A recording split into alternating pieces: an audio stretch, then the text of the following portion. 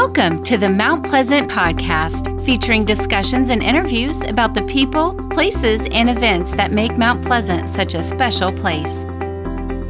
This is the Mount Pleasant Podcast. I'm your host, Brian Cleary, and all thanks to the great people of Mount Pleasant Magazine, I get the honor, the privilege of introducing you to Mount Pleasant, the people who make it such a special place to do business, to work, and even to live.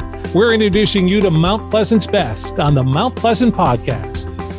February is Black History Month, and as part of the celebration of Black History Month here in the Lowcountry at Boone Hall Plantation, there are a number of events happening, and a portion of the proceeds from those events go to help the restoration of the 1904 Long Point Schoolhouse.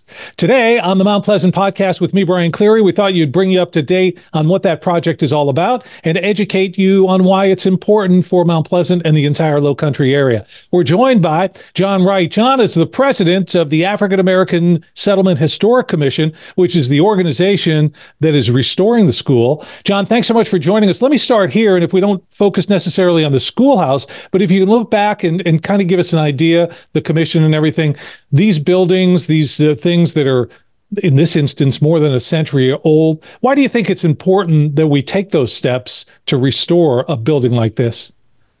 Well, I think it adds value to our culture. And, we here in Mount Pleasant uniquely, we haven't always done such a great job of preserving public use facilities. We think by preserving this school, it gives us an opportunity to do something a little different than what we are ultimately here in Mount Pleasant. If you're descendant and you grew up here, most of our tours consist of this used to be over here, that used to be over here. So now we get an opportunity to preserve something and have a physical site, but more importantly, an educational institution, so that we can preserve it and, of course, tell the story later on. And, of course, as well, our headquarters, we're headquarters out of the 1929 building in the Old Village. And the Peter S. and Marguerite Johnson Center is what it's called.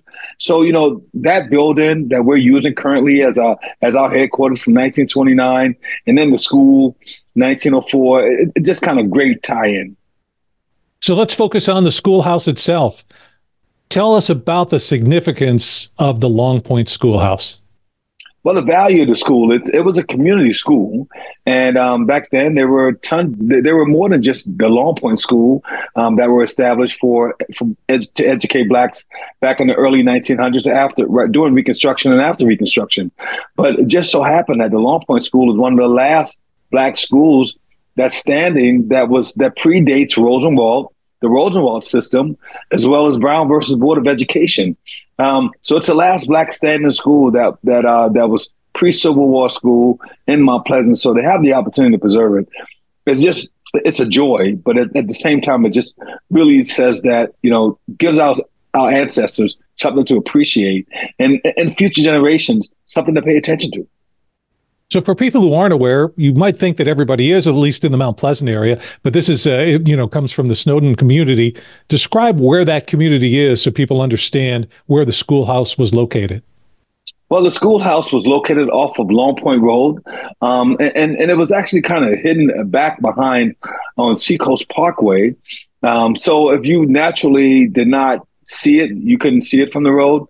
But ultimately, the location where it was, we thought the location was so valuable, given that building, it was built in the 1800s, used as a school in 1904. But we thought it was so valuable and so significant that we had the College of Charleston students spend 3 weeks at the original site where the school was doing an archaeology study. So all of that is included in this Boone Hall Plantation presentation this month of Black History Month. But we thought it was valuable enough that not only do we want to preserve the school, but we also wanted to preserve the integrity of the site.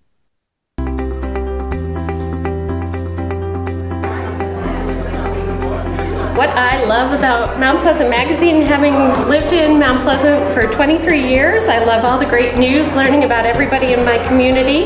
Especially love the pet section because I'm a big animal lover and love to just go to Mount Pleasant Magazine to find out what's going on.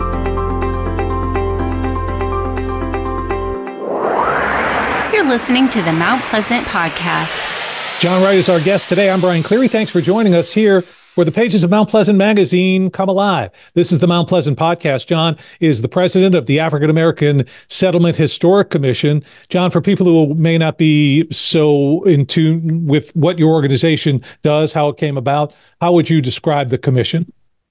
Well, the commission was formed in 2016. Charleston County did a survey, a 375-page survey that identified the communities, settlement communities, and ultimately it really did our East of the Cooper a service, because a lot of our communities are in Charleston County and not necessarily in the town of Mount Pleasant. So what it did then do, it gave us the historic significance that the communities truly deserve and should have. These were communities that were formed again, right, during Reconstruction, after Emancipation. So when you look at the idea of the settlement communities and the survey that was done by Charleston County, we then identified that survey gave us historic significance. And so to carry on the survey, but ultimately the name, we then formed the Settlement Commission so that the term would continue to move forward and it'd be used. And you hear it now more in local government, and it kind of brings joy to your face to think that now today we're being listed and classified as settlement communities and no longer unincorporated donor holes. Now, I'm not a construction guy, but it would seem like, okay, we're moving a schoolhouse. We're not talking about a huge building, but a significant building, but an old building. Wow, you guys really took something on when you said, look, we're going to move this. Can you go back to the early days in terms of, okay, we've decided that this is what we're going to do. There's probably a lot more involved with this than me as an average individual would understand. Well, I'll tell you what, I appreciate you saying that simply because I'm a retired Army veteran. And I don't know nothing about moving to school whatsoever. And of course, it was moving to school, and the school was never actually on our radar when we formed our organization in 2016. It was brought to our attention by the town of Mount Pleasant. And then one of the founders of the organization, Thomasina Stokes Marshall, came to the organization and said, look, here's an effort that we can undertake, and it's a worthy effort, and we need to make this happen. So once all the logistics went into how the school was going to be moved, we got Carolina movers involved, the experts, and the utility companies and everybody involved. I didn't understand for the life of me how much was involved in a move of this magnitude. I learned a lot in the process of the move, but again, hey, I'm a combat engineer, Army veteran. I didn't sign up to move to school. Well, you're an engineer. Come on. I thought engineers were experts on everything, but obviously you've learned a lot since then. So take us through the first part of the project, obviously stabilizing the house. I mean, you just can't go down there with a couple of ropes and put it on a trailer truck. So you were able to get that. For people who aren't aware, the site of the schoolhouse ultimately will be where and where are we at in terms of where you see this project going? Well, currently right now the school sits at 1578 Snowden Road. And that's the land where we purchased so that we could move the school from its original location to where it is today.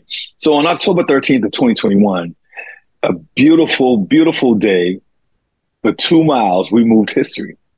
But before that was done, the school had to be jacked up and put under the metal trailer, and just originally thinking that, wow, could the school endure such a move? But the movers assured us that the school was stable enough and that it could be done. So it was about October 3rd. I'll never forget that October 13th, 2021 day, because while we were moving history, we were also at the same time rebuilding and restoring pride. And to give people an idea, you moved the house 2 miles. 2 miles. How long did it take for the actual schoolhouse to go that 2 miles? That wasn't a 2-minute ride. Well, by all means, it was a 2 mile, 2 hours move. So just think, for 2 hours, this took part. This move happened for that 2 miles. So it took about an hour per mile. So if you were backed up on Long Point Road back in October of 2021, John's the guy you need to talk to, but all for a great cause. John, our guest that I'm talking to, John, today is John Wright. John is the president of the African American Settlement Historic Commission. They're the folks that are restoring the 1904 Long Point Schoolhouse. And John is our guest today on Low Country Forever. I'm so pleased you've joined me. Now, John, for somebody who's watching, listening to our podcast, let's talk about what they can do. What is it that the commission needs in terms of community help to get this project complete? We're fine. We're in our, and I really appreciate you asking me that. We're kind of in the final phase of the project. We're just recently put the siding on the building. So if you give consideration to where we were 2.5 years ago, 2 years ago and 3 months to where we are today, we've made dramatic improvements. However, we still have to get a roof on the building, and then we have to get the interior worked on, and so we can be up and running, hopefully, by the end of 2024, but the beginning of 2025 as a museum and a cultural education center. So what we need donations, we need proceeds to help take us to the final phase of getting the building prepared to be used for the public. And one of our great partnership has been, along the way of the last 2 years, which we wouldn't have been able to do without them, has been Boone Hall Plantation. Boone Hall Plantation made $200,000 donation to the school restoration project. And along with that, what happened was we were able to ensure that we would get the school off the steel. We would begin to all the movement necessary to prepare for foundation. So Boone Hall has been a financial sponsor to this point. And, moving forward, there's a direct connection with Boone Hall that the school and that community will eventually be a part of that tour. We plan to use Boone Hall in the half a mile proximity from Boone Hall to the Snound community and to the school as a joint tour. And so hats off to Jim and Rick and the entire team at Boone Hall for stepping up like that. John, are there other community organizations, businesses, anybody else that's stepped up that you'd like to thank? I'd like to thank Mount Pleasant and entire Low Country, because everybody has paid attention. They may or may not have made a contribution, but they may have spread the word in some capacity. Berkeley Electric gave us additional $25,000, but there have been so many people that have made small contributions, but have made very large impact.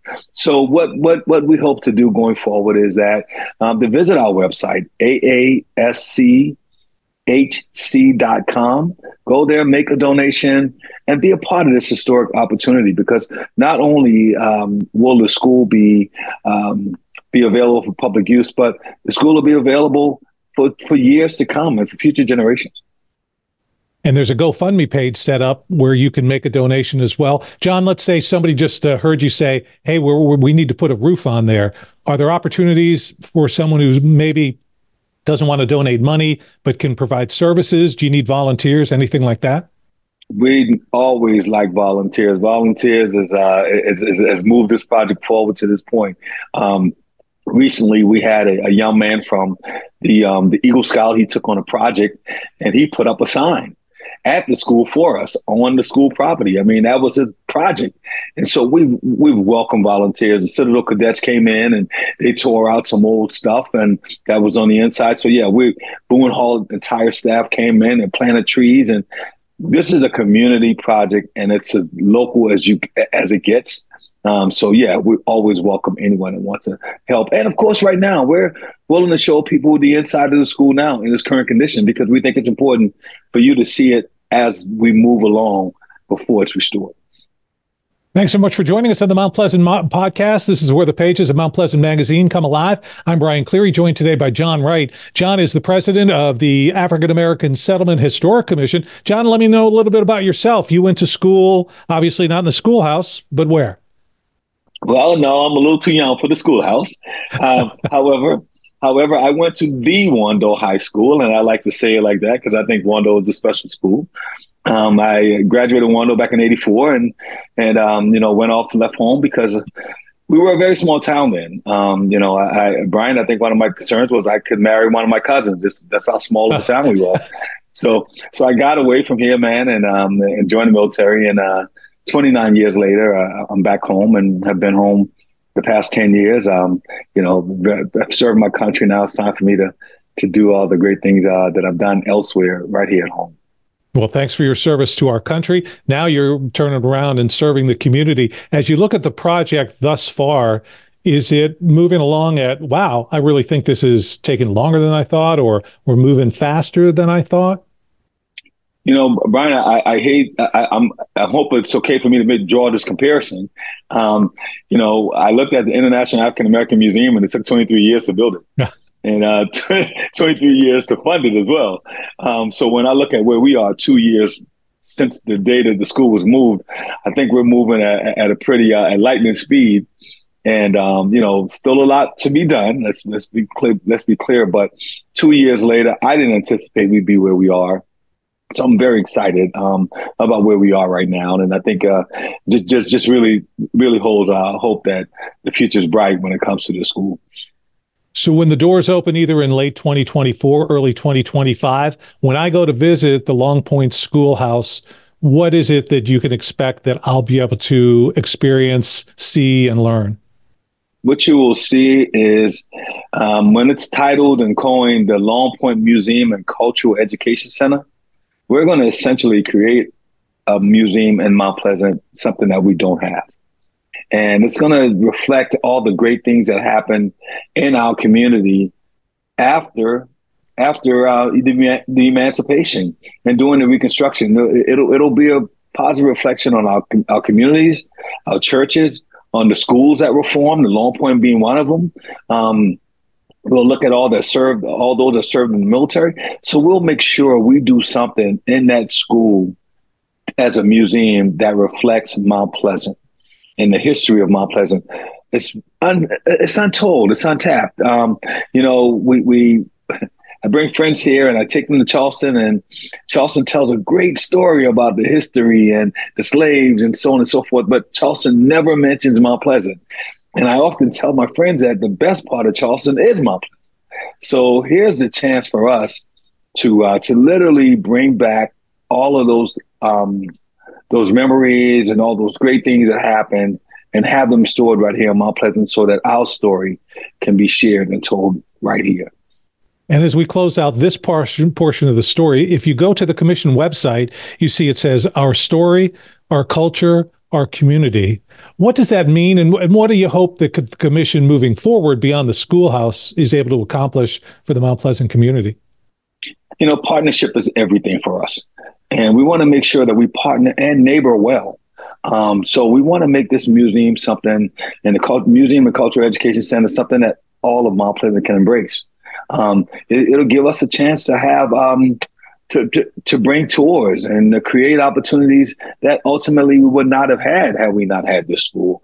And you think about the school and this upcoming Black History Month events at Boone Hall Plantation and this month-long Black History Month event. Not only are we celebrating history, we're making history, because there's never been a Black History Month program by a Black organization on Boone Hall. So while we're celebrating history and making history, we will have a chance during the month of February to display a lot of the same material and displays that you will eventually again see when the school is open. So here's an opportunity in February to get a sneak peek at what you will potentially see when the museum is open and some of the displays. So this is a great opportunity for us, but we think it's perfect for Boone Hall to be a partnership. Boone Hall tells the Black history 365 days.